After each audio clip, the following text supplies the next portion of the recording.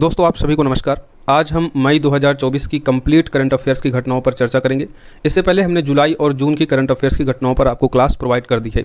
आज हम मई 2024 की करंट अफेयर्स की क्लासेस पढ़ेंगे। ये सभी क्लासेज 17वीं बीपीएससी और अगर आप अन्य कोई स्टेट पीसीएस जैसे यूपीपीएससी का आगामी एग्जाम होने वाला है उन सभी एग्जामों के लिए इंपॉर्टेंट करंट अफेयर्स की क्लास होती है।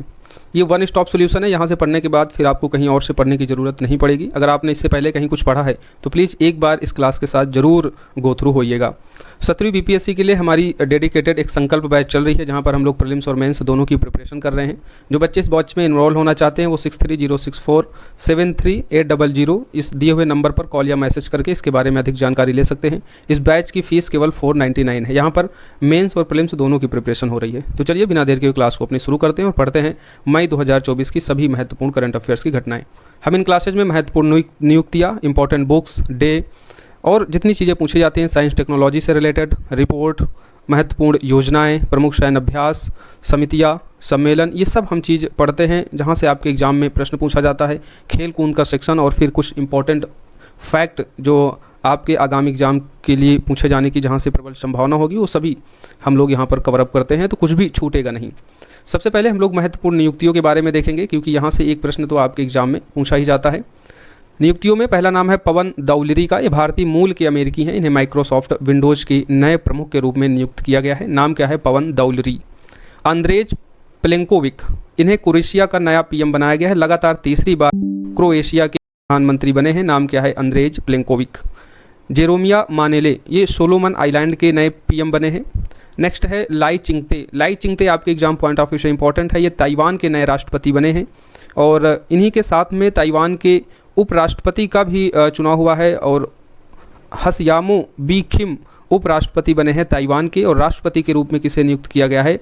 लाई चिंगते को। ताइवान के ये नए राष्ट्रपति बने हैं। लिंडी कैमरून, ये इंपॉर्टेंट फैक्ट है, ये ब्रिटेन की पहली महिला उच्चायुक्त बनी है भारत में। इन्होंने सेलेक्स एलिस का स्थान ग्रहण किया है, तो यहाँ पर स्टार लगा लीजिए। भारत में ब्रिटेन की पहली महिला उच्चायुक्त बनी है। नाम क्या है? Lindy Cameron. Pragya Mishra open AI द्वारा भारत में नियुक्त पहली कर्मचारी है। ओपन एआई जिन्होंने चैट जीपीटी का भी निर्माण किया वही ओपन एआई है। तो प्रज्ञा मिश्रा इस ओपन एआई द्वारा भारत में नियुक्त पहली कर्मचारी नियुक्त की गई हैं। टॉम लैम वियतनाम के नए राष्ट्रपति बने हैं, तो कंफ्यूज मत होइएगा। ताइवान के नए राष्ट्रपति बने हैं लाई चिंगते और टॉम लैम बने हैं वियतनाम के नए राष्ट्रपति। राउल मुलिनो, ये पनामा के नए राष्ट्रपति बन गए हैं। संजय कुमार मिश्रा जीएसटी अपीली न्यायाधिकरण के पहले अध्यक्ष बने हैं। इन्हें शपथ वित्त मंत्री निर्मला सीतारमण के द्वारा दिलाई गई है।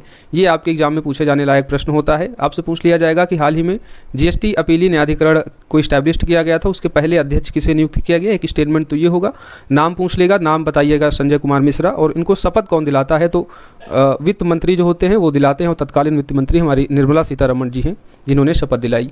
मिखाइल मिशुस्टिन, ये रूस के नए प्रधानमंत्री बन गए हैं, पुनः नियुक्त हुए हैं, तो ये याद रखिएगा। मिखाइल मिशुस्टिन ये रूस के नए प्रधानमंत्री बने।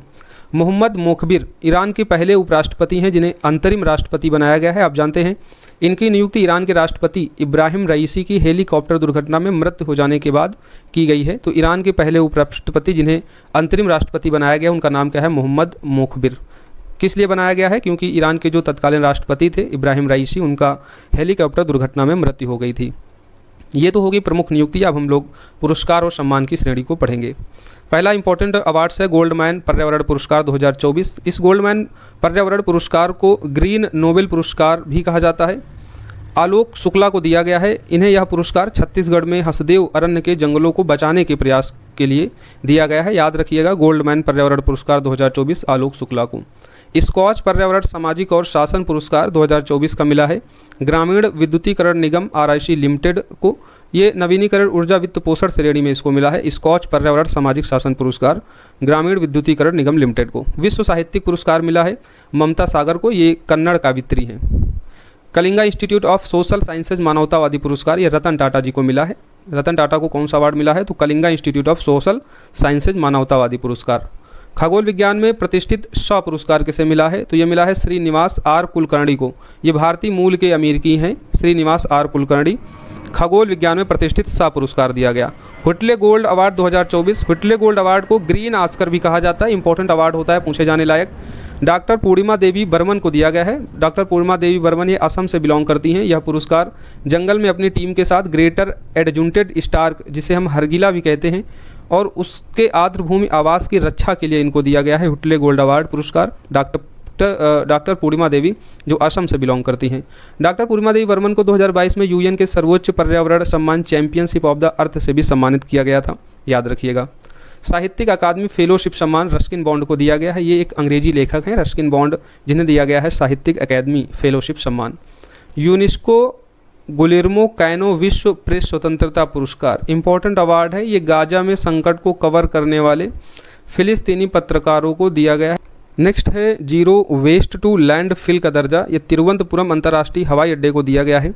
सतत विकास उत्कृष्टता केंद्र भारतीय उद्योग परिसंघ द्वारा इस हवाई अड्डे ने लैंडफिल से 99.5% कचरा हटा दिया है। यह हवाई अड्डा यह उपलब्धि हासिल करने वाला भारत का पहला हवाई अड्डा बन गया है। तो याद रखिएगा जीरो वेस्ट टू लैंडफिल का दर्जा किस अंतर्राष्ट्रीय हवाई अड्डे को दिया गया है, तो ये तिरुवनंतपुरम अंतर्राष्ट्रीय एयरपोर्ट्स को दिया गया है।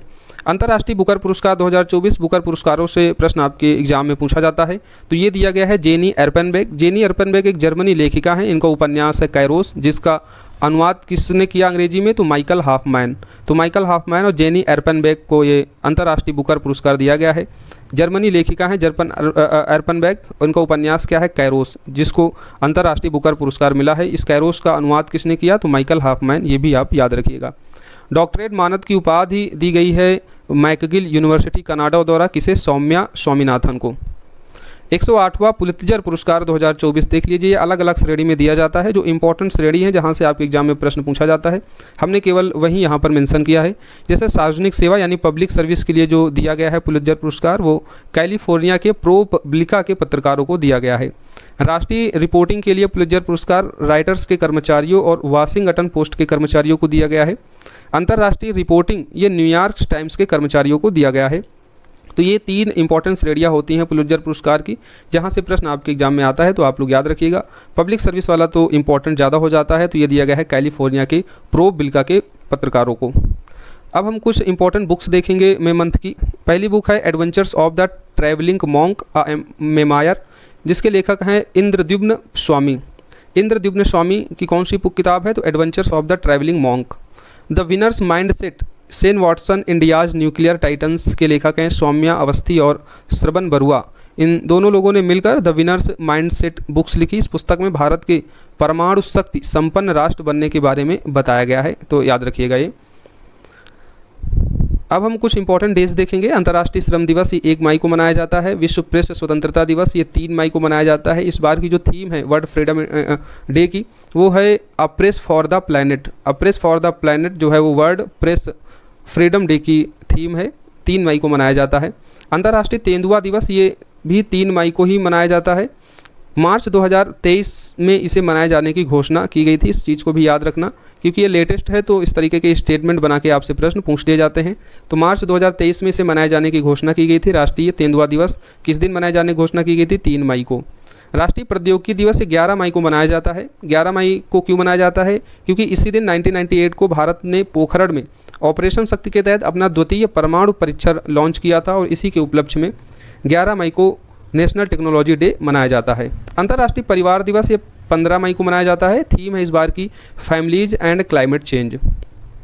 राष्ट्रीय डेंगू दिवस ये 16 मई को, और इस वर्ष की थीम है डेंगू प्रिवेंशन। डेंगू प्रिवेंशन राष्ट्रीय डेंगू दिवस की थीम है। कब मनाया जाता है, 16 मई को। विश्व मेट्रोलॉजी डे ये 20 मई को मनाया जाता है, और इस वर्ष की जो थीम है वो है सस्टेनेबिलिटी। तो इससे आप याद रखना, विश्व मेट्रोलॉजी डे की थीम क्या है इस वर्ष की, सस्टेनेबिलिटी। कब मनाया जाता है, 20 मई को। अंतर्राष्ट्रीय जैव विविधता दिवस ये 22 मई को मनाया जाता है। इसकी थीम आपसे पूछी जाती है, तो याद रखिएगा। इंटरनेशनल बायोडाइवर्सिटी डे की थीम है be part of the plan. विश्व कछुआ दिवस 23 मई को मनाया जाता है। विश्व फुटबॉल दिवस 25 मई को मनाया गया। ये 25 मई को पेरिस में आयोजित ग्रीष्मकालीन ओलंपिक खेलों के दौरान आयोजित पहली अंतर्राष्ट्रीय फुटबॉल प्रतियोगिता के 100वें वर्ष पूर्ण होने के उपलक्ष्य में मनाया गया। 7 मई 2024 को संयुक्त राष्ट्र महासभा ने 25 मई को विश्व फुटबॉल दिवस घोषित किया। संयुक्त राष्ट्र में लीबिया के स्थायी प्रतिनिधि ताहिर ML सुन्नी ने इसका मसौदा प्रस्ताव पेश किया था। ये इंपॉर्टेंट हो जाता है, आपसे अलग से एग्जाम में पूछा जा सकता है कि विश्व फुटबॉल दिवस 25 मई को मनाए जाने के संदर्भ में जो हाल ही में संयुक्त राष्ट्र में मसौदा पेश किया गया, ये किसके द्वारा पेश किया गया? तो देश भी याद रखिएगा, लीबिया के स्थायी प्रतिनिधि, नाम क्या है? ताहिर एमएल सुन्नी के द्वारा। बाद में इस मसौदे प्रस्ताव पर सभी की सहमति हुई और 25 मई को विश्व फुटबॉल दिवस मनाया गया। ये क्यों 25 मई को किया गया? क्योंकि 25 मई को ही जब पेरिस में आयोजित ग्रीष्मकालीन ओलंपिक खेल का आयोजन हुआ था, तो इसी दौरान पहली बार जो है अंतर्राष्ट्रीय फुटबॉल प्रतियोगिता हुई थी और 2024 में इसके 100 वर्ष पूरे हो गए। तो उसी के उपलक्ष्य में विश्व फुटबॉल दिवस 25 मई को मनाया जाएगा। अब हम विज्ञान और प्रौद्योगिकी में देखेंगे जो इम्पोर्टेंट सेगमेंट हैं मई 2024 की करंट से रिलेटेड। सबसे पहले मंगलयान 2 देख लीजिए। इसरो ने दूसरा मंगल मिशन भेजने की घोषणा कर दी है। इस मिशन का नाम क्या होगा? Mars lander mission, MLM। जो मंगलयान पहला भारत का था, ये 2008 में लॉन्च किया गया था, तब उसका नाम क्या था? Mars orbiter mission. और मंगलयान 2 का नाम क्या है? Mars lander mission. तो इसे आप लोग याद रखिए। लक्ष्य क्या है? 2031 तक इसे लॉन्च किया जा सकता है। मंगल ग्रह पर रोवर और हेलीकॉप्टर उतारा जाएगा मंगलयान 2 के तहत। इस मिशन के तहत इसरो मार्स लैंडर मिशन से पहले मंगल ग्रह के चारों ओर चक्कर लगाने वाला एक ऑर्बिटर भेजेगा और यह एक कम्युनिकेशन रिले ऑर्बिटर होगा। तो इंपॉर्टेंट हो जाता है, इसे आप लोग याद रखिएगा। मंगलयान 2 मिशन का नाम क्या होगा? Mars lander mission. और इसके तहत मंगल ग्रह पर रोवर और हेलीकॉप्टर उतारा जाएगा। कब तक? 2031 तक। चीन का लूनर प्रोब मिशन चांग-ई 6। चीन ने पहली बार चंद्रमा के सुदूर हिस्से से नमूने एकत्र करने और पृथ्वी पर लाने के लिए चांग-ई 6 लूनर प्रोब मिशन लॉन्च किया है। यह मिशन चंद्रमा के सुदूर हिस्सों पर दक्षिणी ध्रुव में एटकेन बेसिन में उतरेगा। इंपॉर्टेंट है, याद रखिएगा। चांग-ई 6 प्रोब मिशन किस देश का है? तो चीन का है। ये किससे संबंधित है? तो ये चंद्रमा से संबंधित है, क्योंकि इस मिशन के द्वारा पहली बार चंद्रमा के सुदूर हिस्से से नमूने एकत्र करने के लिए लूनर प्रोब मिशन चांग-ई 6 चीन के द्वारा लॉन्च किया गया है। यह मिशन चंद्रमा के सुदूर हिस्से पर दक्षिणी ध्रुव में जो एटकेन बेसिन है वहाँ पर उतरेगा और वहाँ से जो है चंद्रमा के जो है नमूने एकत्र करके पृथ्वी पर लाएगा। Polar radiant energy in the for infrared experiment, जिसको शॉर्ट फॉर्म में कहेंगे प्री फायर मिशन। ये प्री फायर मिशन नासा का है। नासा के द्वारा इस मिशन के तहत आर्कटिक और अंटार्कटिक क्षेत्रों का अध्ययन किया जाएगा। तो याद रखिएगा, नासा का प्री फायर मिशन किससे संबंधित है? तो आर्कटिक और अंटार्कटिक क्षेत्रों के अध्ययन से। अंगारा A5 रॉकेट, ये रूस के द्वारा लॉन्च किया गया है। तो रूस ने हाल ही में अंगारा A5 हैवी लिफ्ट रॉकेट का सफल कक्षीय परीक्षण लॉन्च किया है। नेक्स्ट है भारत का पहला domain specific large language model, जिसको शॉर्ट फॉर्म में हम कहते हैं CSAM। भारत फिनटेक कंपनी और पाइन लैब्स समूह की कंपनी सेतु द्वारा CSAM का अनावरण किया गया है। इसका उपयोग विशेष रूप से बैंकिंग, वित्तीय सेवा और बीमा क्षेत्र में किया जाएगा। CSAM को स्वदेशी AI अनुसंधान फर्म सर्वम AI के सहयोग से विकसित किया गया है। तो CSAM है क्या? ये भारत का पहला domain specific large language model है, इसे आप लोग याद रखिएगा। स्वदेशी मोबाइल अस्पताल भीष्म क्यूब के एयर ड्रॉप्स का सफल परीक्षण किया गया है। ये भारतीय वायुसेना ने आगरा में इसका परीक्षण किया है। इसके द्वारा कम से कम 200 घायलों का उपचार किया जा सकता है। इसमें उन्नत चिकित्सा उपकरणों से लैस 72 छोटे क्यूब्स हैं। ये मजबूत, जल रोधक और हल्के भी हैं। यानी सुदूर इलाके में जहाँ तक मेडिकल सुविधाएं नहीं पहुँच पाती हैं, तो उस संदर्भ में ये काफ़ी इम्पोर्टेंट कह सकते हैं परीक्षण हो गया है। स्वदेशी मोबाइल अस्पताल भीष्म क्यूब के एयर ड्रॉप्स का सफल परीक्षण किया गया है। इसमें 72 छोटे क्यूब्स हैं, इनको वहाँ पर उतारा जाएगा और इसके द्वारा 200 घायलों का कम से कम उपचार किया जा सकता है। इंपॉर्टेंट है, याद रखिएगा। जो बच्चे UPPSC के एग्जाम देंगे उनके लिए और भी इंपॉर्टेंट हो जाता है, क्योंकि आगरा जो है यूपी का एक डिस्ट्रिक्ट है और यहीं से इसका परीक्षण किया गया। पाकिस्तान का पहला चंद्र मिशन iCube कमर, ये पाकिस्तान ने चीन के सहयोग से चीन के हैनान प्रांत से अपना पहला चंद्र मिशन iCube कमर लॉन्च किया है। यह मिशन चीन की चंद्र मिशन चांग-ई 6 के हिस्से के रूप में भेजा जाएगा। अभी हमने चांग-ई 6 प्रोब के बारे में बताया था, तो उसी के साथ में चीन का पहला चंद्र मिशन iCube कमर को भी भेजा जाएगा। अब हम कुछ प्रमुख सैन्य अभ्यास देख लेते हैं। पहला सैन्य अभ्यास है गगन शक्ति। ये वायु सैन्य अभ्यास है जिसे पोखरण राजस्थान में किया गया है। तो ये स्थान आप याद रखिए, पोखरण राजस्थान में किया गया है गगन शक्ति। नेक्स्ट है डस्टलिक सैन्य अभ्यास है, भारत उज्बेकिस्तान के बीच हुआ है। उज्बेकिस्तान के डरमेज में इसका परीक्षण किया गया है डस्टलिक का। किन देशों के बीच में? तो भारत उज्बेकिस्तान के बीच। अभ्यास शक्ति सैन्य अभ्यास ये भारत फ्रांस के बीच किया गया है। कहाँ पर? उमरई, मेघालय। तो भारत के जो इंपॉर्टेंट प्लेसेज होते हैं, अगर कोई सैन्य अभ्यास होता है तो प्लेसेज भी आपके लिए इंपॉर्टेंट हो जाते हैं। तो अभ्यास शक्ति भारत फ्रांस के बीच हुआ है। कहाँ पर? उमरई, मेघालय में। अभ्यास साइबर सुरक्षा ये नई दिल्ली में हुआ है। साइबर रक्षा साइबर एजेंसी के द्वारा आयोजित किया गया है। इस अभ्यास में CDS जनरल अनिल चौहान ने भी भाग लिया था। तो अभ्यास साइबर सुरक्षा ये नई दिल्ली में किया गया। बॉबी बॉकेट ऑपरेशन ये पौड़ी गढ़वाल उत्तराखंड क्षेत्र में किया गया था। ये ऑपरेशन किस लिए किया गया? वहाँ पर भीषण आग लग गई थी, तो उस भीषण आग में भारतीय वायुसेना ने इस ऑपरेशन को चलाया था, बॉबी बॉकेट ऑपरेशन पौड़ी गढ़वाल में। सुपरसोनिक अस्पताल असिस्टेंस रिलीज ऑफ टारपीडो प्रणाली, जिसको शॉर्ट फॉर्म में हम स्मार्ट प्रणाली भी कहेंगे, डीआरडीओ के द्वारा एपीजे अब्दुल कलाम द्वीप उड़ीसा से इसका सफल परीक्षण किया गया है। ये supersonic missile assistant release of torpedo प्रणाली है, जिसका शॉर्ट फॉर्म में नाम क्या है? स्मार्ट। बैलिस्टिक मिसाइल क्रिस्टल मेज 2 का सफल परीक्षण किया गया है। ये भारतीय वायुसेना अंडमान निकोबार द्वीप समूह से सतह प्रक्षेपित बैलिस्टिक मिसाइल क्रिस्टल मेज 2 का सफल परीक्षण किया गया है। तो क्रिस्टल मेज 2 है क्या? तो एक बैलिस्टिक मिसाइल है। भारतीय वायुसेना के द्वारा कहाँ से इसका परीक्षण किया गया? तो अंडमान निकोबार द्वीप समूह से। भारत का पहला स्वदेशी बम वर्षक मानव रहित विमान FWT-200B, जिसका नाम दिया गया है फ्लाइंग वेज डिफेंस द्वारा इसे विकसित किया गया है, बेंगलुरु से अनावरण किया गया। इसकी जो पोलेड क्षमता है वो है 100 kg। तो ये चीज़ आप याद रखिएगा कि भारत का पहला स्वदेशी बम वर्षक मानव रहित विमान का नाम क्या है? FWT-200B। कहाँ से अनावरण किया गया है? बेंगलोर से। अब हम कुछ प्रमुख योजनाएं और समितियों को देखेंगे। शून्य उत्सर्जन पहल, ये इसरो के अध्यक्ष सोमनाथ ने NEST समूह की प्रमुख कंपनी SFO टेक्नोलॉजी की शून्य उत्सर्जन पहल का अनावरण किया है। यह पहल संयुक्त राष्ट्र के 2035 तक 50% की कमी और 2040 तक शून्य उत्सर्जन प्राप्त करने का लक्ष्य निर्धारित करती है। तो शून्य उत्सर्जन पहल ये इसरो की एक पहल है। इसके द्वारा क्या किया जाएगा कि 2035 तक 50% की कमी की जाएगी और 2040 तक शून्य उत्सर्जन प्राप्त करने का लक्ष्य रखा जाएगा। एक चीज़ इसमें याद रखना कि भारत का जो नेट जीरो टारगेट है वो कितना है? 2070 है। शून्य उत्सर्जन के पहल के तहत ये टारगेट यहाँ पर अलग है, तो इस चीज़ को थोड़ा सा ध्यान रखना। अगला है पिरूल लाओ पैसा कमाओ। पिरूल है क्या? तो ये चीड़ की पत्ती होती है। चीड़ की पत्ती जो होती है ये काफ़ी सूखी होती है, इसके कारण उत्तराखंड में जो है आग लगने की संभावना बहुत होती है। तो उत्तराखंड सरकार के द्वारा पिरूल लाओ पैसे पाओ अभियान को शुरू किया है। उद्देश्य क्या है? जंगल की आग को रोकना है। पिरूल को जो है 50 रुपये प्रति kg के हिसाब से उत्तराखंड की सरकार जो है खरीदेगी। नीचे यहाँ पर कुछ प्रमुख व्यक्ति दिए गए हैं जिनका हाल ही में निधन हो गया था। एक नाम है इयान विल्मुट। हालांकि इनका निधन 10 सितंबर 2023 को हुआ था। इंपॉर्टेंट है इसलिए हमने यहाँ पर इसको कवर किया है। इयान विल्मुट क्यों इंपॉर्टेंट है? डाली नामक जो भेड़ का क्लोन बनाया था वो इन्होंने ही बनाया था और ये पहला क्लोन था, तो इसलिए काफ़ी इंपॉर्टेंट हो जाता है इयान विल्मुट का नाम। 10 सितंबर 2023 को ये इनकी मृत्यु हुई। डॉली नामक भेड़ का क्लोन बनाने वाले ब्रिटिश के बायोलॉजिस्ट थे। सुशील कुमार मोदी जो बीजेपी के नेता हैं, इनका हाल ही में 13 मई 2024 को निधन हो गया था। ये बिहार के पूर्व उप मुख्यमंत्री भी थे। अब हम कुछ प्रमुख सम्मेलन देखेंगे। 19वां SCO सुरक्षा परिषद सचिवों की बैठक हुई है कजाकिस्तान की राजधानी अस्ताना में। इस बैठक में भारत का जो प्रतिनिधित्व किया था वो राष्ट्रीय सुरक्षा सलाहकार अजीत डोभाल ने किया था। तो ये चीज़ याद रखना कि भारत का प्रतिनिधित्व किसने किया और कहाँ पर ये आयोजित किया गया। SCO सुरक्षा परिषद सचिवों की बैठक कजाकिस्तान के अस्ताना में भारत की तरफ से किसने भाग लिया? तो अजीत डोभाल ने। विश्व ऊर्जा कांग्रेस 2024 का सम्मेलन रॉटरडम नीदरलैंड में हुआ है। वर्ल्ड हाइड्रोजन शिखर सम्मेलन 2024 ये भी नीदरलैंड की राजधानी रॉटरडम में ही हुआ है और इस दौरान भारत मंडप नवीन और नवीकरणीय ऊर्जा मंत्रालय द्वारा पहली बार स्थापित किया गया। तो विश्व हाइड्रोजन शिखर सम्मेलन में 2 फैक्ट याद रखना है। रॉटरडम नीदरलैंड में आयोजित हुआ और इस सम्मेलन के दौरान जो भारत मंडप वहाँ बनाया गया ये पहली बार बनाया गया नवीन और नवीकरणीय ऊर्जा मंत्रालय के द्वारा, राइट। तो इसे भी याद रखना। जनसंख्या और विकास आयोग का 57वां सम्मेलन हुआ है न्यूयॉर्क अमेरिका में।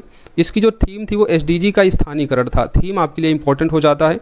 SDG का स्थानीयकरण जनसंख्या और विकास आयोग का जो 57वां सम्मेलन हुआ है उसका है और ये सम्मेलन हुआ कहाँ है? तो न्यूयॉर्क अमेरिका में। अंतर्राष्ट्रीय आपदा रोधी अवसंरचना सम्मेलन हुआ है भारत मंडपम नई दिल्ली में। वर्चुअल माध्यम से इसे आयोजित किया गया है। वैश्विक शिक्षा और प्रशिक्षण प्रदर्शनी 2024 का जो आयोजन हुआ वो दुबई में हुआ, दुबई के वर्ल्ड ट्रेड सेंटर में। 46वीं अंटार्कटिक संधि परामर्शदात्री बैठक और उसी के साथ में 26वीं पर्यावरण संरक्षण समिति, इन दोनों की बैठक कहाँ हुई है? तो कोच्चि केरल में। इंपॉर्टेंट है, याद रखिएगा। 46 अंटार्कटिक संधि परामर्शदात्री बैठक का आयोजन कोच्चि केरल में किया गया था। 4th वैश्विक प्लास्टिक संधि पर वार्ता सम्मेलन ओटावा कनाडा में किया गया। परिवर्तन चिंतन 2 ये नई दिल्ली में किया गया CDS अनिल चौहान की अध्यक्षता में। परिवर्तन चिंतन 2 की थीम क्या है? Integration and jointness arm forces. Bharat की सबसे बड़ी कौशल प्रतियोगिता इंडिया स्किल्स 2024, इसका आयोजन किया गया था यशोभूमि द्वारिका नई दिल्ली में। इंडिया स्किल्स की थीम क्या थी? Win the world with skills. इस प्रतियोगिता में उड़ीसा लगातार दूसरी बार जो है पहला स्थान हासिल किया है। नीचे एक नोट पॉइंट दिया गया है कि विश्व कौशल प्रतियोगिता जो सितंबर 2024 में होगी उसका आयोजन फ्रांस में आयोजित किया जाएगा, इसे भी आप लोग याद रखिएगा। और भारत की जो सबसे बड़ी कौशल प्रतियोगिता इंडिया स्किल 2024 है, ये कहाँ पर आयोजित हुई है, तो ये नई दिल्ली में यशोभीम द्वारिका में। पहला स्थान उड़ीसा को मिला है। थीम क्या थी, win the world with skills. और विश्व कौशल प्रतियोगिता सितंबर 2024 में होगी फ्रांस में। डिजिटल पब्लिक इंफ्रास्ट्रक्चर पर संयुक्त राष्ट्र का पहला अंतर्राष्ट्रीय सम्मेलन हुआ है न्यूयॉर्क, अमेरिका में। इस सम्मेलन में भारत का प्रतिनिधित्व किया था रुचिरा कंबोज ने। बिस्किट जत्रा महोत्सव ये नेपाल में मनाया जाता है, तो हाल ही में ये मनाया गया था मई में, तो याद रखिएगा बिस्किट जत्रा महोत्सव नेपाल का ये उत्सव है। आलू महोत्सव 2024 से नागालैंड में मनाया गया है। जैविक आलू की खेती को बढ़ावा देने के लिए पहली बार जो है आलू महोत्सव का आयोजन किया गया, कहाँ पर, नागालैंड में। अब कुछ इंपॉर्टेंट रिपोर्ट्स और सूचकांक हैं। पहला है विश्व प्रेस स्वतंत्रता सूचकांक 2024। ये जारी की जाती है रिपोर्ट्स विदाउट बॉर्डर्स के द्वारा। शीर्ष स्थान नॉर्वे को मिला है, दूसरे पर है डेनमार्क, तीसरे पर स्वीडन। भारत को जो रैंकिंग मिली है वो है 159वीं रैंकिंग। 2023 में 61वां स्थान हासिल किया था, तो थोड़ी सी इसमें आप देख रहे हैं सुधार हुई है। तो विश्व प्रेस स्वतंत्रता सूचकांक 2024 की जो रिपोर्ट है इसमें भारत को 159वां स्थान मिला है, शीर्ष स्थान पर नॉर्वे है। यात्रा एवं पर्यटन सूचकांक 2024 जिसे वर्ल्ड इकोनॉमिक फोरम यानी विश्व आर्थिक मंच के द्वारा जारी किया जाता है, किसके द्वारा जारी किया जाता है ये भी आपके एग्जाम के लिए इंपॉर्टेंट हो जाता है, तो याद रखिएगा। यात्रा एवं पर्यटन सूचकांक ये WEF वर्ल्ड इकोनॉमिक फोरम के द्वारा पहला स्थान मिला है सूचकांक में अमेरिका को। भारत को 39वां स्थान मिला है। ग्लोबल सिटीज़ इंडेक्स 2024 ये ऑक्सफोर्ड इकोनॉमिक्स द्वारा जारी किया जाता है और इस इंडेक्स में न्यूयॉर्क को पहला स्थान और लंदन को दूसरा। भारतीय शहरों में दिल्ली को पहला स्थान मिला है। ओवरऑल जो स्थान है ये 350वां है। तो ये भारत के शहर दिल्ली का तो नहीं पूछा जाएगा, लेकिन हाँ ये जो पहले शीर्ष पर है न्यूयॉर्क और दूसरे पर लंदन, इसे आप लोग याद रखिएगा ग्लोबल सिटीज़ इंडेक्स में। वायु प्रदूषित शहरों की सूची जारी की गई है IQ एयर के द्वारा। शीर्ष अस्वस्थ वायु शहरों में जो पहले नंबर पर है वो है काठमांडू जो नेपाल की कैपिटल है, दूसरे पर है भारत की कैपिटल नई दिल्ली और तीसरे पर है थाईलैंड की कैपिटल चियांग माई। तो नई दिल्ली है दूसरे पर वायु प्रदूषित शहरों की सूची में जो IQ एयर के द्वारा जारी की जाती है, और शीर्ष पर है काठमांडू जो नेपाल की कैपिटल है। विश्व सैन्य व्यय की सूची 2023 के संदर्भ में जारी की गई है। सर्वाधिक सैन्य व्यय वाले जो देश है उसमें अमेरिका पहले पर है $916 बिलियन के साथ में, चीन दूसरे पर है, तीसरे पर है रूस और चौथे पर है भारत। तो विश्व सैन्य व्यय के मामले में भारत जो है पूरे विश्व में चौथे नंबर पर है, पहले पर है अमेरिका, दूसरे पर चीन, तीसरे पर रूस। विश्व प्रवासन रिपोर्ट 2024, इस रिपोर्ट के अनुसार 2022 में भारत को $111 बिलियन से अधिक का धन प्रेशर प्राप्त हुआ है। इसका मतलब क्या है कि जो लोग भारत से दूसरे देश में कमाने जाते हैं, कमाकर जो भारत पैसा भेजते हैं, उस मामले में 2022 में भारत को $111 बिलियन से अधिक का ये प्रेशर प्राप्त हुआ और इस तरह $100 बिलियन के आंकड़े तक पहुंचने वाला विश्व का पहला देश बन गया है भारत। यानी पूरी दुनिया में भारत ऐसा पहला देश है जिसने $100 मिलियन के इस आंकड़े को क्रॉस कर दिया है धन प्रेषण के मामले में। कितना हो गया, 111 मिलियन। भारत के बाद जो दूसरा स्थान आता है विश्व प्रवासन रिपोर्ट के संदर्भ में, जो धन प्रेषण के संदर्भ में आता है, वो आता है मैक्सिको का। तो ये कुछ आंकड़े हैं इंपॉर्टेंट, यहाँ से प्रश्न आपके एग्जाम में पूछा जाता है। अब अगला रिपोर्ट है वैश्विक विद्युत समीक्षा रिपोर्ट 2024। ये एम्बर के द्वारा जारी की जाती है। रिपोर्ट के अनुसार भारत जो है जापान को पीछे छोड़कर तीसरा सबसे बड़ा सौर उत्पादक देश बन गया है। एम्बर के द्वारा जारी की जाती है, ये भी इंपॉर्टेंट हो जाता है। वैश्विक विद्युत समीक्षा रिपोर्ट, इस रिपोर्ट में क्या कहा गया है कि भारत जो है जापान को पीछे छोड़कर तीसरा सबसे बड़ा सौर उत्पादक देश बन गया है। किसे पीछे छोड़कर, जापान को। खेल कूद में आ जाते हैं। एक दिवसीय क्रिकेट में 13 शतक लगाने वाले पहले भारतीय बल्लेबाज बन गए हैं वैभव सूर्यवंशी। यहाँ ये चीज़ याद रखना है, घरेलू क्रिकेट प्रतियोगिता की बात चल रही है जहाँ पर वैभव सूर्यवंशी ने 13 शतक लगाया है और ऐसा करने वाले पहले भारतीय बल्लेबाज बन गए हैं। ये घरेलू क्रिकेट प्रतियोगिता किसके द्वारा शुरू की गई थी, तो बिहार क्रिकेट संघ की ओर से आयोजित की जाने वाली रणधीर वर्मा अंडर-19 वनडे प्रतियोगिता थी, जिसमें वैभव सूर्यवंशी ने समस्तीपुर का प्रतिनिधित्व करते हुए सहरसा के खिलाफ 178 गेंदों में 332 रन बनाए थे। तो ये डोमेस्टिक क्रिकेट की बात है जहां पर वैभव सूर्यवंशी पहले ऐसे भारतीय बन गए हैं जिन्होंने 13 शतक लगाया। फीफा महिला विश्व कप 2027 की मेज़बानी की जाएगी ब्राज़ील के द्वारा। भारतीय पैरा एथलेटिक्स विश्व चैंपियनशिप 2024, इस प्रतियोगिता में भारतीय पैरा एथलीट दीप्ति जीवन जी ने मई 2024 में जापान के कोबे में आयोजित इस प्रतियोगिता में महिलाओं की 400 मीटर की T20 श्रेणी में 55.06 सेकंड का विश्व रिकॉर्ड बनाया और इसी के साथ इन्होंने पैरा एथलेटिक्स में स्वर्ण पदक जीता था। दीप्ति जीवन जी, ये नाम आप याद रखिएगा। रन फॉर सन मैराथन, ये हरित और स्वस्थ ग्रह के संवर्धन में सौर ऊर्जा के महत्व को बताने के लिए 3 मई 2024 को अंतर्राष्ट्रीय सूर्य दिवस मनाने हेतु नवीन और नवीकरणीय ऊर्जा मंत्रालय ने नई दिल्ली के जवाहर स्टेडियम में रन फॉर सन मैराथन का आयोजन किया गया था। कुछ प्रमुख समझौते थे, उसमें एक इम्पॉर्टेंट समझौता है भारत और ईरान के मध्य। Indian ports global limited, Bharat ने ईरानी बंदरगाह चाबहार के विकास और संचालन के लिए 13 मई 2024 को port and maritime organisation Iran के साथ 10 वर्षों के अनुबंधन पर हस्ताक्षर किया है। तो ईरान के बंदरगाह चाबहार को डेवलप करने के लिए ये 10 वर्षों का अनुबंधन हुआ है। इंडियन पोर्ट्स ग्लोबल लिमिटेड जो भारत की कंपनी है और ईरान की company port and maritime organisation के मध्य में ये वर्ष याद रखिएगा, 10 वर्ष का समझौता है। तो ये करंट अफेयर्स की सभी इंपॉर्टेंट न्यूज़ हो गई। अब हम लोग कुछ इंपॉर्टेंट फैक्ट देखेंगे जो करंट अफेयर्स से ही जुड़े हुए हैं। ये सभी फैक्ट जो है आपके एग्जाम में आने लायक हैं। पहला है डिजिटल स्वास्थ्य प्रवर्धक सराह, जिसका शॉर्ट फॉर्म है, इसका फुल नाम है smart AI resources assistant for health. WHO की ये पहले डिजिटल स्वास्थ्य प्रवर्तक है। या कैंसर, हृदय रोग, मधुमेह सहित दुनिया में मृत्यु के कुछ प्रमुख कारणों की जोखिम कारकों की बेहतर समझ विकसित करने में लोगों की मदद करेगा। सराह, इसका फुल फॉर्म क्या है? Smart AI resources assistant for health, यानी ये AI बेस होगा। ये चीज़ आप याद रखिएगा। WHO की पहले डिजिटल प्रवर्तक है। बिम्स्टेक चार्टर को स्वीकृति प्रदान करने वाला 7वां देश बन गया है नेपाल। हाल ही में रोमानिया और बुल्गारिया आंशिक रूप से यूरोप के ID चेक मुक्त यात्रा सोंगेन क्षेत्र में शामिल हो गए हैं। हाल ही में जिम्बाब्वे ने अल नीनो प्रवाह के कारण देश में राष्ट्रीय आपदा घोषित कर दिया है। इस अल नीनो प्रवाह से देश में 80% भाग पर सूखा पड़ गया था जिम्बाब्वे में, इस वजह से राष्ट्रीय आपदा वहां पर घोषित की गई थी। जिम्बाब्वे की केंद्रीय बैंक ने मूल्यह्रास और मुद्रास्फीति से निपटने के लिए एक स्वर्ण समर्पित जिक नामक मुद्रा को भी लॉन्च किया था। इसे भी आप लोग याद रखना। 2 प्रकार की करेंसी होती है, एक स्वर्ण समर्पित, दूसरी होती है फिएट करेंसी। फिएट करेंसी वो होती है जो हम लोग यूज़ करते हैं, जिसमें कागज़ की मुद्राओं को देख सकते हैं। हाल ही में केंद्रीय बैंक द्वारा जारी जो डिजिटल करेंसी है वो भी एक प्रकार की क्या है? फिएट करेंसी है। फिएट करेंसी का कोई अंतर्निहित मूल्य नहीं होता है। आप समझ सकते हैं जो स्वर्ण समर्पित मुद्रा होगी तो उसका एक अंतर्निहित मूल्य होगा, क्योंकि वो एक धातु की बनी होगी।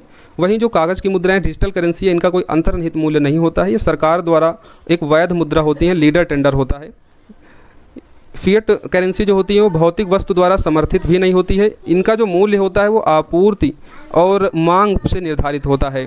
BWF विश्व जूनियर बैडमिंटन चैंपियनशिप 2025 की जो मेज़बानी होगी वो भारत में की जाएगी। भारत के किस शहर में? तो गुवाहाटी, असम में की जाएगी। इसे आप लोग याद रखना। विश्व जूनियर बैडमिंटन चैंपियनशिप 2024 की मेज़बानी कहाँ होगी? तो गुवाहाटी, असम में। State bank of India international bullion exchange में शामिल होने वाला पहला ट्रेडिंग सह क्लियरिंग सदस्य बन गया है। इंपॉर्टेंट है। तो IIBX में शामिल होने वाला पहला ट्रेडिंग सह क्लियरिंग सदस्य कौन बन गया है? State bank of India. अच्छा, भारत का पहला जो इंटरनेशनल बुलियन एक्सचेंज है वो गिफ्ट सिटी गांधीनगर में स्थापित किया गया था। इसे भी याद रखना। हाल ही में दुबई में विश्व का सबसे बड़ा एयरपोर्ट अल मखदूम बनाया जा रहा है। तो सबसे बड़ा दुनिया का एयरपोर्ट कहाँ बनाया जा रहा है? तो दुबई में। IIT पटना को भारत सरकार के पेटेंट कार्यालय ने स्वदेशी रूप से विकसित हल्के, कॉम्पैक्ट और आसानी से ले जा सकने वाले इन्वर्टर पर पेटेंट से जो है सम्मानित किया है। अगला है अमेरिकी अंतरिक्ष एजेंसी नासा ने 2030 तक चंद्रमा पर पहला रेलवे स्टेशन सिस्टम, जिसको फ्लोट प्रणाली कहा गया है, इसको बनाने की जो है घोषणा की है। तो याद रखिए, नासा के द्वारा 2030 तक जो है चंद्रमा पर एक प्रकार का रेलवे स्टेशन जो है बनाया जाएगा।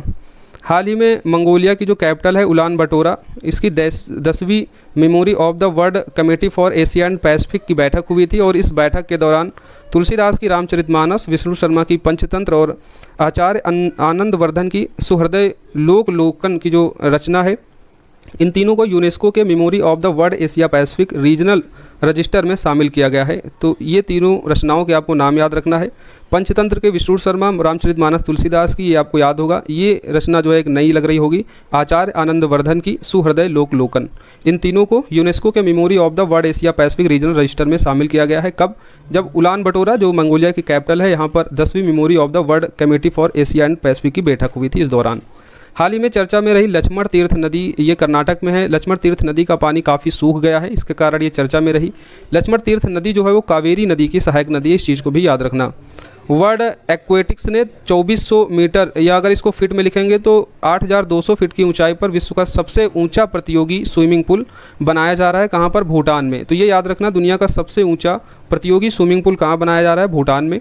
हाल ही में मैक्सिको के युकाटन प्रायद्वीप के चेतुमल खाड़ी में, तो ये युकाटन प्रायद्वीप है और यहाँ पर एक चेतुमल खाड़ी है। कहाँ पर? ये मैक्सिको की बात हो रही है। यहाँ पर एक तामजा ब्लू होल मिला है और ये तामजा ब्लू होल पृथ्वी पर अब तक ज्ञात जो है सबसे गहरा ब्लू होल है। 420 मीटर, या फिट में देखेंगे तो ये 1380 फीट है, इसकी जो है पहचान की गई है। तो ये इंपॉर्टेंट है। तामजा ब्लू होल ये मैक्सिको के युकाटन प्रायद्वीप के चेतुमल खाड़ी में स्थित है, जो विश्व का सबसे गहरा ब्लू होल अभी तक देखा जा रहा है। अगला है डीडी किसान यानी दूरदर्शन किसान ने 2 कृत्रिम एआई एंकर लॉन्च किए हैं। एक का नाम है एआई क्रश, दूसरे का नाम है एआई भूमि। ये जो दोनों एंकर है ये 50 राष्ट्रीय व अंतर्राष्ट्रीय भाषाएं बोल सकते हैं। इस तरह दूरदर्शन किसान चैनल एआई एंकर का उपयोग करने वाला पहला सरकारी टीवी चैनल बन गया है। डीडी किसान की जो स्थापना हुई थी वो 2015 में हुई थी, ये याद रखिएगा। जो कृत्रिम एआई एंकर है डीडी किसान के, उनके नाम क्या है, कृष भूमि। और कितनी भाषाएं बोल सकते हैं, तो ये 25 राष्ट्रीय अंतर्राष्ट्रीय भाषाएं बोल सकते हैं। सॉरी माफ़ कीजिएगा, 50 राष्ट्रीय अंतर्राष्ट्रीय भाषाएं बोल सकते हैं।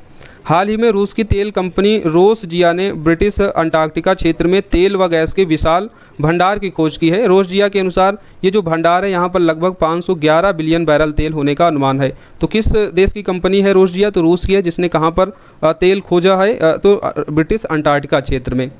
अगला है विश्व के सबसे ऊंची वेधशाला आटाकामा वेधशाला जो चिली में है। इसका उद्घाटन जो किया गया है टोक्यो विश्वविद्यालय के द्वारा किया गया है। नेक्स्ट है चाकीसारस नाकुल, ये 90 बिलियन वर्ष पुराने शाकाहारी डायनासोर के अवशेष हैं और इनका पता जो है अर्जेंटीना के वैज्ञानिकों के द्वारा लगाया गया है, चाकीसारस नेकुल। हाल ही में भारत ने मालदीव के साथ द्विपक्षीय संबंधों को मजबूत करते हुए आवश्यक वस्तुओं के लिए अब तक का सबसे अधिक निर्यात कोटा स्वीकृत किया। तो आपसे डायरेक्ट पूछा जाएगा हाल ही में भारत ने किस देश के साथ द्विपक्षीय संबंधों को मजबूत करने के लिए आवश्यक वस्तुओं के लिए अब तक का सबसे अधिक निर्यात कोटा स्वीकृत किया है, तो आपका जवाब होगा मालदीव के साथ। कामीराता शेरपा, ये नेपाल की शेरपा है, नाम क्या है, कामीराता शेरपा है। माउंट एवरेस्ट पर 30 बार चढ़ाई करने वाली जो हैं पहली पर्वतारोही बन गई हैं। राष्ट्रमंडल सचिवालय ने लंदन के मार्लबोरो हाउस में आयोजित राष्ट्रमंडल लोक सेवा सचिवों की बैठक में भारत की केंद्रीकृत लोक सेवा निवारण और निगरानी प्रणाली को सर्वोत्तम प्रणाली के रूप में मान्यता दी गई है। किसके द्वारा, राष्ट्रमंडल सचिवालय के द्वारा। किसे, भारत की केंद्रीकृत लोक सेवायत निवारण और निगरानी प्रणाली को सर्वोत्तम प्रणाली के रूप में मान्यता दे दी गई। भारत की पहली हाइब्रिड क्रिकेट पिच का अनावरण किया जा रहा है Himachal Pradesh cricket association stadium धर्मशाला में। 16 अप्रैल 2024 को आर्टेमिस एकार्ड्स पर हस्ताक्षर करने वाला 38वां देश बन गया है स्वीडन। भारत ने आर्टेमिस समझौते पर हस्ताक्षर किया था 21 जून 2023 को, और जब भारत ने इस पर समझौता किया था तो भारत 27वां देश बन गया था। आर्टेमिस कार्यक्रम इंपॉर्टेंट है, इसके बारे में थोड़ा सा डिटेल में देख लेते हैं। इसके अंतर्गत आप 3 मिशन देखेंगे। पहला आर्टेमिस 1 मिशन, ये चंद्रमा पर मानव रहित मिशन इसके द्वारा भेजे जाने का प्लान बनाया गया था। आर्टेमिस कार्यक्रम जो है वो 16 नवंबर 2022 को नासा के कनाडी स्पेस सेंटर से स्पेस लॉन्च सिस्टम पर ओरियन नामक अंतरिक्ष यान के प्रक्षेपण के साथ प्रारंभ हुआ था 2022 में आर्टेमिस 1, और इस कार्यक्रम के तहत चंद्रमा पर मानव रहित मिशन को भेजा गया था। आर्टेमिस 2 का जो टारगेट है वो है crew lunar fly by mission. 2024 के लिए ये निर्धारित कार्यक्रम है, और इस कार्यक्रम के तहत यानी आर्टेमिस 2 के तहत आर्टेमिस कार्यक्रम के अंतर्गत पहला मानव युक्त मिशन भेजा जाएगा। पहले में मानव रहित मिशन था, दूसरा जो आर्टेमिस 2 है 2024 का, इसमें इस मिशन में मानव भी जाएंगे चंद्रमा पर, और तीसरा है आर्टेमिस 3, ये चंद्रमा पर मानव की वापसी होगी, यानी 2024 के लिए जो निर्धारित है आर्टेमिस 3, इसमें अंतरिक्ष यात्रियों को चंद्रमा की सतह पर उतारा जाएगा। तो आर्टेमिस मिशन के अंतर्गत 3 कार्यक्रम है। आर्टेमिस 1 मानव रहित मिशन था चंद्रमा का, नवंबर 2022 में इस कार्यक्रम की जब शुरुआत हुई थी तो उसी के साथ में इसको लॉन्च किया गया था। Artemis 2 crew lunar fly by mission 2024 के लिए, इसमें चंद्रमा पर एक मानव युक्त मिशन होगा। आर्टेमिस 3 क्या है, 2024 के लिए निर्धारित है, और इसके द्वारा जो है अंतरिक्ष यात्रियों को चंद्रमा की सतह पर उतारा जाएगा। एक प्रश्न और बन जाएगा कि आर्टेमिस मिशन जो है किससे संबंधित है, तो ये चंद्रमा से संबंधित है। बढ़ते हैं अब आगे हम लोग। भारत के पहले संविधान पार्क का जो उद्घाटन किया गया वो महाराष्ट्र में किया गया, इस चीज़ को याद रखना। अगर आपसे पूछ लिया जाए कि भारत का पहला जो है संविधान उद्यान कहाँ बनाया जाएगा, तो ये जयपुर राजस्थान में। अच्छा, जो ये भारत का पहला संविधान पार्क का उद्घाटन किया गया है, इसको जो है किसने बनाया है, तो ये भारतीय सेना और पुनीत बालन ग्रुप द्वारा संयुक्त रूप से बनाया गया है। महाराष्ट्र में भारत का पहला संविधान पार्क, और जयपुर राजस्थान में भारत का पहला संविधान उद्यान बनाया गया। R21 matrix M malaria vaccine, जिसे ऑक्सफोर्ड यूनिवर्सिटी और नोवैक्स के मैट्रिक्स एम एडजुवेंट के सहयोग से विकसित किया गया था, और इसका जो निर्माण किया जा रहा है वो भारत की सीरम इंस्टीट्यूट ऑफ इंडिया जो पुणे में कंपनी स्थित है वहाँ पर इसको बनाया जा रहा है। इस वैक्सीन की जो पहली खेप है वो मध्य अफ्रीकी गणराज्य में भेजी गई है। यह वैक्सीन प्लाज्मोडियम स्पेरोजाइट को लक्षित करेगा। जो स्पेरोजाइट होता है वो मानव शरीर में मलेरिया परजीवी का पहला रूप होता है, तो इसको जो है टारगेट करेगा और मलेरिया को जो है कम करने का ये काम करेगी वैक्सीन R21 मैट्रिक्स एम। किसके द्वारा इसको विकसित किया गया, तो ऑक्सफोर्ड यूनिवर्सिटी और नोवैक्स के मैट्रिक्स एम एडजुवेंट के सहयोग से, और ये कहाँ पर निर्मित की जाएगी, तो serum institute of India Pune में। पहली खेप जो है मध्य अफ्रीकी गणराज्य में भेजी भी जा चुकी है। पर्यावरण संरक्षण और सतत प्रयासों में महत्वपूर्ण योगदान देने वाले व्यक्तियों के लिए संयुक्त अरब अमीरात ने जो है 10 वर्षीय ब्लू रेजिडेंस वीज़ा को मंजूरी दी है। किसने दी है? तो संयुक्त अरब अमीरात यानी यूएई के द्वारा 10 वर्षीय ब्लू रेजिडेंस वीज़ा दी जाएगी। किस संदर्भ में? पर्यावरण संरक्षण और सतत प्रयासों में महत्वपूर्ण योगदान देने वाले व्यक्तियों को। आर्थिक tank global trade research initiatives के अनुसार चीन हाल ही में द्विपक्षीय वाणिज्य व्यापार में अमेरिका को पीछे छोड़कर भारत का सबसे बड़ा व्यापारिक भागीदार बन गया है। तो अगर अब आपसे पूछ लिया जाए कि भारत का सबसे बड़ा व्यापारिक भागीदार कौन है, तो आप क्या बताएंगे? चीन है। दूसरे नंबर पर अब अमेरिका आ गया है। और भारत का जो सबसे ज़्यादा जो व्यापार घाटा भी है वो भी चीन के साथ में है। तो दोनों चीज़ें हैं।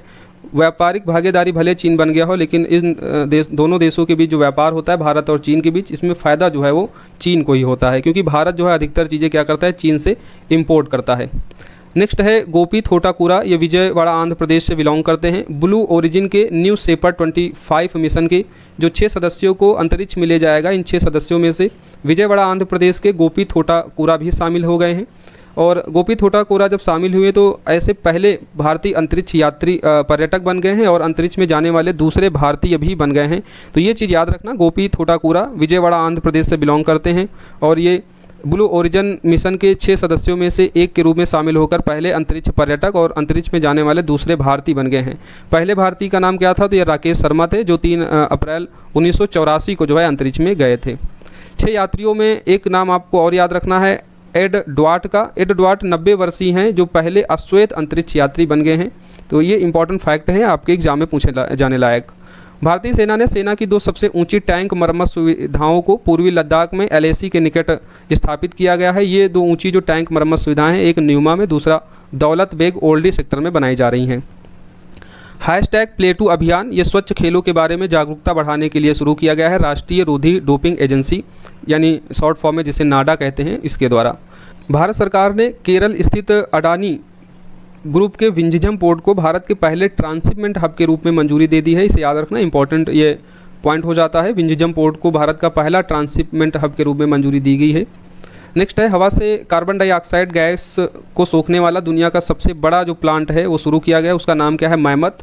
और किस देश के द्वारा शुरू किया गया है? तो ये आइसलैंड में जो है शुरू किया गया है। मैमथ डायरेक्ट एयर कैप्चर नामक तकनीकी का उपयोग करके लगभग प्रति वर्ष 36,000 टन CO2 को सोखने में सक्षम होगा। मैमथ ये क्या है? तो ये हवा से CO2 को सोखने वाला जो है एक प्लांट है। कहाँ पर बनाया गया? तो आइसलैंड में। 28 मई 2024 को स्पेन, आयरलैंड, नॉर्वे ने फ़िलिस्तीन को एक राष्ट्र के रूप में मान्यता दे दी है।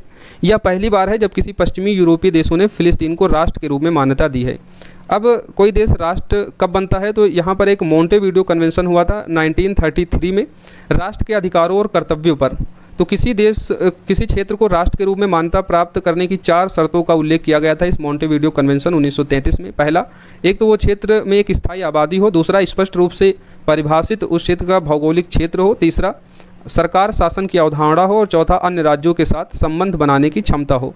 जब ये 4 शर्तें पूरी हो जाएंगी तो किसी देश को जो है राष्ट्र के रूप में मान्यता दे दी जा सकती है। ये मोंटेवीडियो कन्वेंशन 1933 याद रखिएगा। और हाल ही में फ़िलिस्तीन को किन 3 पश्चिमी यूरोपीय देशों के द्वारा पहली बार राष्ट्र के रूप में मान्यता दी गई है? तो याद रखिए, स्पेन, आयरलैंड और नॉर्वे के द्वारा। नेक्स्ट है काम्या कार्तिकेयन, ये 16 वर्षीय हैं जो महाराष्ट्र बिलोंग करती हैं। नेपाल की ओर से माउंट एवरेस्ट पर चढ़ने वाली भारत की सबसे कम उम्र की और विश्व की दूसरी सबसे कम उम्र की पर्वतारोही बन गई हैं काम्या कार्तिकेयन। भारतीय वन्यजीव संस्थान की हालिया रिपोर्ट आई और इस रिपोर्ट के अनुसार भारत में 4000 से अधिक गंगा डॉल्फिन हैं। गंगा डॉल्फिन ये जो है ये सभी गंगा नदी बेसिन में आप देखेंगे, जिसमें 2000 से अधिक अकेले केवल उत्तर प्रदेश में हैं। उत्तर प्रदेश की मुख्य रूप से जो चंबल नदी है वहाँ पर आप देखेंगे। तो सबसे पहला तो फैक्ट यही हो जाता है कि भारत में जो हाल ही की रिपोर्ट के अनुसार कितनी गंगा डॉल्फिन है? तो 4000 से अधिक। और इन 4000 में से अकेले केवल उत्तर प्रदेश में है। और ये उत्तर प्रदेश में मुख्यतः कहाँ पर? तो चंबल नदी में। गंगा डॉल्फिन के बारे में कुछ फैक्ट देख लेते हैं, प्रश्न आपके एग्जाम में आता है, 69 BPSC में भी पूछा गया था। गंगा डॉल्फिन ये ब्लाइंड डॉल्फिन होती है, यानी इनको दिखाई नहीं देता है। गंगा सुसु या ह्यू के नाम से भी जाना जाता है इनको। सुसु क्यों कहा जाता है? क्योंकि जो गंगे डॉल्फिन होती हैं ये जो है पानी में भी सांस नहीं ले पाती हैं।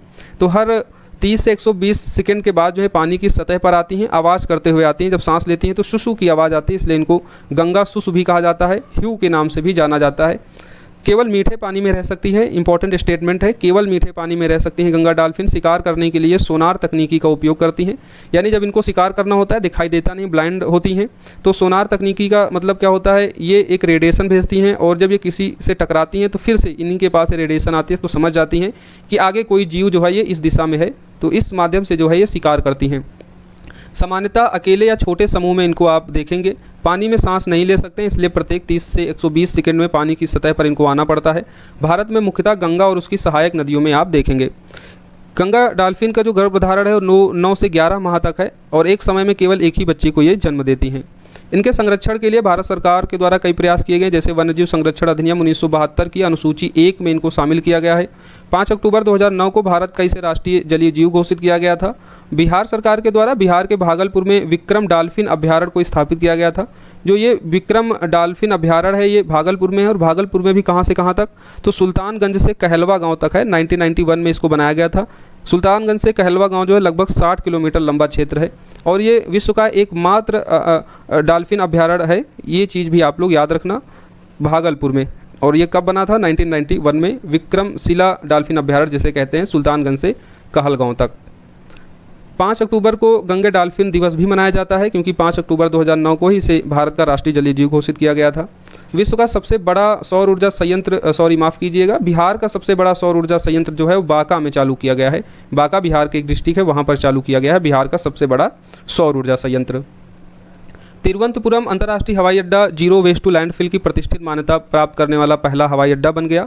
यूरोपीय परिषद ने आर्टिफिशियल इंटेलिजेंस पर नियमों का एक अंतिम मंजूरी दी है, नियमों को अंतिम मंजूरी दी और ये एआई पर नियम जो हैं विश्व में अपनी तरह के पहले नियम हैं। इससे पहले ब्लेचले घोषणा पत्र 2023 में आया था जिसमें एआई में शामिल जोखिमों और जिम्मेदारियों को व्यापक एवं सहयोगात्मक रूप से स्पष्ट किया गया था। तो आपसे पूछा जा सकता है ब्लेचले घोषणा पत्र किससे संबंधित है, तो आप बताएंगे आर्टिफिशियल इंटेलिजेंस से संबंधित है और ये कब आया था? 2023 में। और हाल ही में यूरोपीय परिषद ने भी एआई पर जो है अपने नियमों को अंतिम मंजूरी दी है और इस तरीके की मंजूरी देने वाला ये अपनी तरह का पहला नियम भी है, इंपॉर्टेंट है। हाल ही में चर्चा में रहा डिजी लॉकर, काफ़ी चर्चा में रहता है। डिजी लॉकर को 2015 में बनाया गया था इलेक्ट्रॉनिक और सूचना प्रौद्योगिकी मंत्रालय के द्वारा। डिजी लॉकर होता क्या है? इसमें क्या किया जाता है कि डिजिटल तरीके से दस्तावेजों और प्रमाण पत्रों को जारी करने व स्थापित करने के लिए एक सुरक्षित क्लाउड आधारित ये प्लेटफॉर्म है और आईटी नियम 2016 के अनुसार ये दस्तावेज जो डिजी लॉकर में होते हैं ये मूल भौतिक दस्तावेज के समान माने जाएंगे।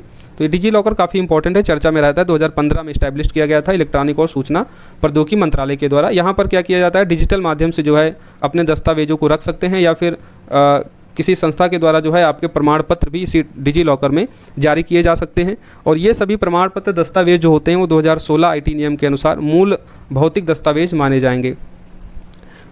अगला है, हाल ही में नेपाल ने एक नया 100 रुपये का नोट जारी किया था और इस जो नया 100 रुपये का नोट है इसमें एक नक्शा शामिल किया था अपने देश का। उस नक्शे में भारत के 3 क्षेत्र लिपुलेख, लिम्पुआधुरा और काला पानी, ये उत्तराखंड राज्य में पड़ते हैं। तीनों क्षेत्र नेपाल बॉर्डर से सटे हुए हैं। इन तीनों को भी शामिल कर लिया था अपने नक्शे में। भारत ने जो है इसका विरोध किया था। कौन से 3 क्षेत्र हैं जिनको नेपाल ने अपने 100 रुपये की नई करेंसी में शामिल किया? तो लिपुआ लेक, लिम्पुआधुरा और काला पानी। संयुक्त राष्ट्र महासभा ने 24 मई को अंतर्राष्ट्रीय मरखोर दिवस घोषित किया है। अब ये मरखोर दिवस घोषित किया गया है 24 मई को। तो ये मरखोर होता क्या है?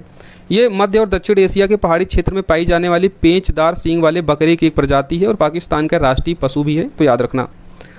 मई 2024 में वेनेजुएला ने अपने आखिरी ग्लेशियर, उस आखिरी ग्लेशियर का नाम क्या था? हम्बोल्ट ग्लेशियर था, इसको खो दिया है। इस तरह वेनेजुएला जो है सभी ग्लेशियरों को खोने वाला विश्व का पहला देश बन गया है। वेनेजुएला में 6 ग्लेशियर थे। अंतिम ग्लेशियर हम्बोल्ट ग्लेशियर भी जो है पूरी तरीके से पिघल गया है, समाप्त हो गया है। तो वेनेजुएला जो है दुनिया का ऐसा पहला देश बन गया जिन्होंने अपने सभी ग्लेशियरों को खो दिया। हाल ही में जापान ने विश्व की पहली 6G डिवाइस का अनावरण किया। हालांकि 6G जो तकनीकी अभी विकास के चरण में है, इसका जो है व्यावसायिक उपयोग अभी नहीं किया जा रहा है, अभी प्रयोगशाला में ही ये विकास के चरण में है। तो ये याद रखना, जापान ने विश्व की पहली 6G डिवाइस का अनावरण तो कर दिया है, तो इम्पॉर्टेंट है। और आप जानते हैं बिहार पीसीएस के एग्ज़ाम में Japan, China, Britain, America, Australia, इन देशों में कुछ भी इस तरीके की साइंस टेक्नोलॉजी से रिलेटेड कुछ भी होता है तो हमारे एग्जाम में पूछा जाता है। तो पहली 6G डिवाइस किसके द्वारा अनावरण किया गया है? तो जापान के द्वारा। चर्चा में रही नर्वा नदी, ये याद रखिएगा, रूस और एस्टोनिया के बीच सीमा बनाती है नर्वा नदी। हाल ही में यूएसए, ऑस्ट्रेलिया, फिलीपींस और जापान के रक्षा मंत्रियों की एक बैठक हुई थी। इस बैठक में हिंद प्रशांत क्षेत्र में एक नई चतुष्पक्षीय सुरक्षा व्यवस्था के रूप में स्क्वाड को एक संस्थागत रूप देने की चर्चा की गई थी। जैसे क्वाड है और I2U2 बना है, उसी तरीके से एक स्क्वाड भी बनाने की चर्चा हो रही है। इस स्क्वाड में कौन कौन से देश शामिल होंगे, तो यूएसए होगा, ऑस्ट्रेलिया होगा, फिलीपींस होगा और जापान होगा। और ये जो स्क्वाड बनाया जाएगा वो हिंद प्रशांत क्षेत्र में एक चतुष्पक्षीय सुरक्षा व्यवस्था के रूप में इसको इस्टेब्लिश किया जाएगा। खासकर चाइना का जो बढ़ता प्रभाव है चीन हिंद प्रशांत महासागर में, उसको रोकने के लिए। हाल ही में गेल इंडिया लिमिटेड ने मध्य प्रदेश के विजयपुर में भारत का पहला ग्रीन हाइड्रोजन प्लांट जो है लॉन्च किया गया है। गेल इंडिया लिमिटेड के द्वारा मध्य प्रदेश के विजयपुर में भारत का पहला ग्रीन हाइड्रोजन प्लांट। हाल ही में एक अध्ययन किया गया और इस अध्ययन के अनुसार बताया गया कि पहली बार भारत की कुल विद्युत उत्पादन क्षमता में कोयले की हिस्सेदारी 50% से कम हुई है। आप इस ग्राफ में देख सकते हैं, कोयले की हिस्सेदारी इस अध्ययन में बताया गया है 49.2%। ऐसा पहली बार हुआ है कि जब विद्युत उत्पादन क्षमता में कोयले की हिस्सेदारी जो है 50% से कम हो गई हो। चर्चा में रहा कवच। आप जान रहे हैं इन दिनों ट्रेन दुर्घटनाएं लगातार बढ़ रही हैं, जिसके कारण कवच प्रणाली जो है आए दिन सुर्खियों में आप देखते हैं। कवच है क्या, तो ये स्वदेशी रूप से विकसित स्वचालित ट्रेन सुरक्षा प्रणाली है। इसे भारतीय उद्योग के सहयोग से अनुसंधान, डिजाइन और मानक संगठन के द्वारा विकसित किया गया था। इस सिस्टम में त्रुटि की संभावना 10,000 वर्षों में एक बार होती है और कहा जा रहा है कि भारत का जो रेल सिस्टम है इसमें जो है कवच को पूरी तरीके से अब अपनाना चाहिए, इस पर जो है ध्यान देना चाहिए। इसके लिए जो है पैसा एलोकेट करके जल्दी से कवच प्रणाली को जो है भारतीय रेलवे सिस्टम में लाने की कोशिश करनी चाहिए। तो ये है क्या कवच, तो स्वदेशी रूप से विकसित स्वचालित ट्रेन सुरक्षा प्रणाली है और बताया जाता है इस सिस्टम में त्रुटि की संभावना 10,000 वर्षों में एक बार होती है। किसके द्वारा इसे विकसित किया गया था, तो भारतीय उद्योग के सहयोग से अनुसंधान, डिजाइन और मानक संगठन के द्वारा। तो इस तरीके से हमने मई 2024 की सभी इंपॉर्टेंट करंट अफेयर्स की जितनी भी न्यूज़ थी आपके एग्जाम से रिलेवेंट, उन सभी पर एक एक करके चर्चा की है। अब आपको यहाँ से पढ़ने के बाद कहीं और से कुछ करने की ज़रूरत नहीं होगी, बस इनको आपको बार बार रिवाइज करना है। इसका PDF हमारी संकल्प बैच के आपको पेड ग्रुप में मिल जाएगा, जिसे ज्वाइन करना है वो ज्वाइन कर सकता है। यहाँ पर 17वीं BPSC प्रीलिम्स और मेंस दोनों की प्रिपरेशन की जा रही है। ज्वाइन करने के लिए आप इस कॉन्टैक्ट नंबर पर कॉल या मैसेज कर सकते हैं 6306473800 पर। फीस केवल संकल्प बैच की 499 है। बाकी मिलेंगे हम लोग अगली क्लास में। जब तक आप लोग पढ़ते रहिए, जहाँ वहाँ सुरक्षित रहिए, मुस्कुराते रहिए। धन्यवाद। जय हिंद।